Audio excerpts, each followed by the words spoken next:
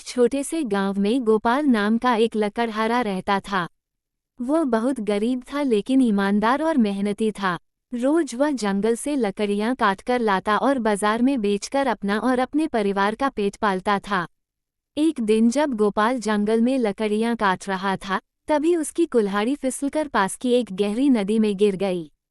गोपाल बहुत दुखी हुआ क्योंकि उसके पास दूसरी कुल्हाड़ी खरीदने के पैसे नहीं थे। वह नदी के किनारे बैठकर रोने लगा। तभी अचानक नदी से जल देवता प्रकट हुए। उन्होंने गोपाल से पूछा, क्यों रो रहे हो बेटा? गोपाल ने सारी बात बताई।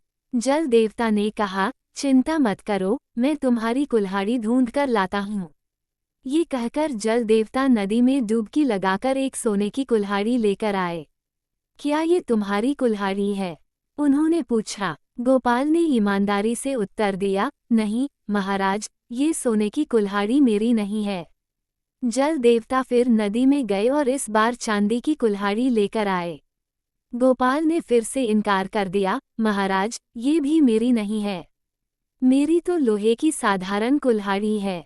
तीसरी बार जब जल देवता नदी में गए तो लोहे की कुल्हाड़ी लेकर आए। गोपाल खुशी से उछल पड़ा, हाँ महाराज, यही मेरी कुल्हाड़ी है।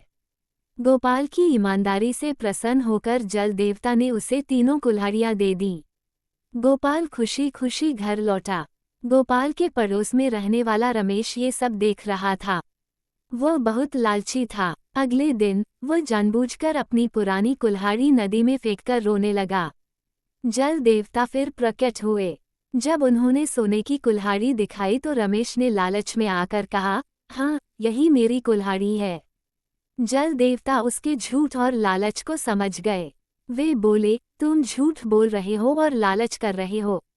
तुम अपनी असली कुल्हाड़ी भी खो दोगे। ये कहकर वे अंतर्ध्यान हो गए। रमेश की अपनी पुरानी कुल्हाड़ी भी नदी में खो गई और वह खाली हाथ घर लौटा।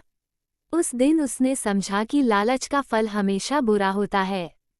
वहीं गोपाल ने तीनों कुल्हाड़ियां बेचकर अपना जीवन सुखमय बना लिया, लेकिन फिर भी वह ईमानदार और परिश्रमी बना रहा।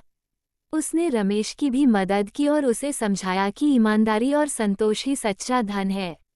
इस कहानी से हमें ये शिक्षा मिलती है कि लालच इंसान का सबसे बड़ा शत्रु है और ईमानदारी सबसे बड़ा गुण। लालची व्यक्ति हमेशा नुकसान उठाता है, जबकि ईमानदार व्यक्ति को